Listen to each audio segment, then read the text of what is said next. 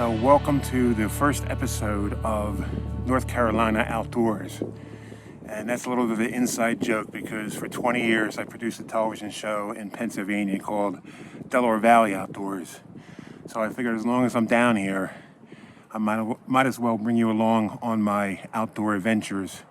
So this will be a semi-regular vlog where I'm going to explore Lake James, which is just a couple miles from my cabin where I'm staying, as well as some other places in North Carolina. So if you like the outdoors and you want to see what kind of trouble I can get myself into, this is the place for you. So in the beginning, I'm going to just show you around the park a little bit. And then eventually, as the season gets a little bit better in the springtime, we'll do some fishing as well. I'll bring you along for those adventures. So again, the first episode of North Carolina Outdoors. Okay, I'm back at Lake James again. This is a different trail I haven't been on before. This one's actually paved, which is even better. Anyway, there's some interesting things here. You can tell what the animal tracks are. Check that out. You see the otter, white-tailed deer, coyote. Kind of interesting. You actually gain a little knowledge as you're taking your stroll.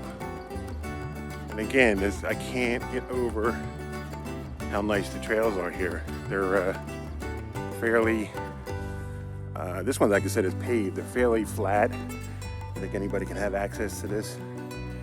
And I'm actually, as I told you in the other video, I'm actually in one of the fingers in the lake. And this trail that I'm on actually leads us to a fishing pier, which again, I'm so psyched once I get my fishing license. And as you can see probably in the background, it's very steep. The banks are very steep, so shoreline fishing could be a problem. But these piers, fishing piers and overlooks that they have in the easy trail system makes it really convenient. So here's one of the absolutely gorgeous overlooks, fishing piers, whatever you want to call it. This one I would assume is even handicap accessible, but let's see how gorgeous this water looks. And look, I don't know if this is extremely low this time of the year, but look at all that structure. When the water gets up on there, that's gonna hold fish. Beautiful water, clean. Hopefully the wind's not too bad. It's a little windy today. It's been windy since I've been down here actually. Look at this little cove. Now in the springtime, this will warm up real quick. And again, all this structure that you see in the thing, you don't get this in Pennsylvania. They remove when they make a lake or whatever, they remove all that stuff. That's what holds fish. Looks like the water is down. This might be a wintertime thing where they draw it down, and in the summertime they let it fill back up. There's some of the homes on the other side of the lake. That's a private development. Beautiful homes, $500,000 plus homes. Have shoreline access as well as, sorry about the wind, they also have boat docks right there. So this is a year-round. You could do this year-round. But if you want to go down there and fish along that bank, look how they drop off. It drops off really quickly. So underneath this thing would be great in the springtime. Absolutely great. So it's amazing. There's all kinds of good fishing here. And I'm gonna look tonight on the internet and see if I can find anybody who's posted photographs of fish they caught on this lake. And if I can find any, I'll put them in here.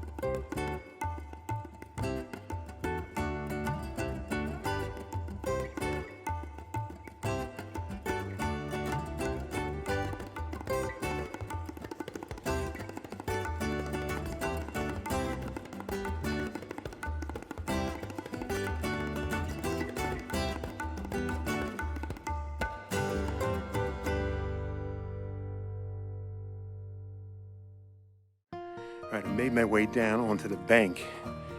Had to climb through the woods a little bit. Fairly easy to get down to. But check out this water. Look how deep it is too. It's a deep drop off. And again, lots of structure.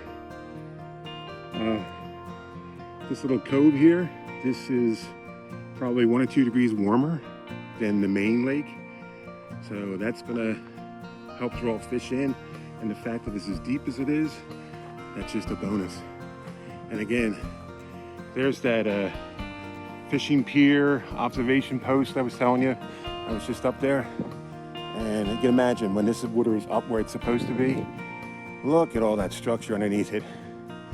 The vertical and the horizontal structure, that's gonna hold fish. That's a definite spot you wanna hit. And the fact that you have this nice little landing down here, it's fairly easy to get to. You can cast right up in there. I can't wait to get my fishing license. This is gorgeous. Imagine if you had a kayak or a canoe, you could put it in here and paddle in these little coves. Have no problems at all. I probably wouldn't go out on the main lake, but you could paddle around inside here and it would be gorgeous. Beautiful day today. We're in the low 50s today. Still got that wind. As you can see the mountains in the background, we're in the foothills. They call this the foothills. And you can see there's another access point further up there. I'm gonna walk up there next, so I'll show you that in a second. So this is what the trails look like over in this part of the park. You can see they're actually made of macadam, I think they call it. And it's got a guardrail so you don't fall. And take note, even though I'm not that far from the parking lot, they're clearly blaze marked. So if you take these trails, you're not gonna get lost. Very interesting, huh? As far as wildlife, the only thing I've really seen so far is squirrels, but who knows? Who knows what's in here? Beautiful walk on a winter day. Even though it's quite warm, you can see my van there in the distance. Talk about easy access. Can't get easier than that. So, in the distance there, you can see that's the ranger's office. I don't think there's anybody there right now, but let's go take a look at that other access point that we saw. So I just had to stop and rest. It's tough getting old. But this is one of the pavilions that they have. And obviously right now there's nobody here, but in the summertime, spring and summertime, what a great facility. They got barbecue pits, trash collectors. They really know how to do a park, how to design a park down here. This is a little bit of a surprise. They actually have a swimming beach down here. So in the summertime, I think you have to have a permit, but there's actually a little beach. Cool off. You have a little area over there. You can set up a blanket or whatever and enjoy the lake by swimming in it. And this is the other access point that we saw from the last one. This is going out into the main part of the lake. The lake is definitely down. Hopefully that wind's not too strong. It's coming right at me. But very, very, very pretty. And again, talk about fishing structure.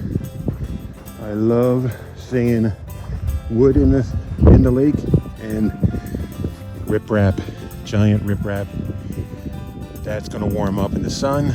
That attracts bait fish, that attracts the big fish. And there's the channel you can see out there, and across the way on the other bank, lots of down wood into the lake.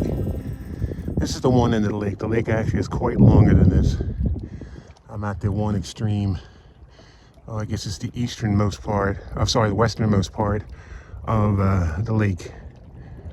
You can see it's quite gorgeous. There's another little cove, and there's a guy down there fishing. But you talk about, you can pull a big boat up onto that dock there. Sign it, tie up to that dock and go and have a picnic. And go back out and go fishing. Gorgeous, gorgeous lake.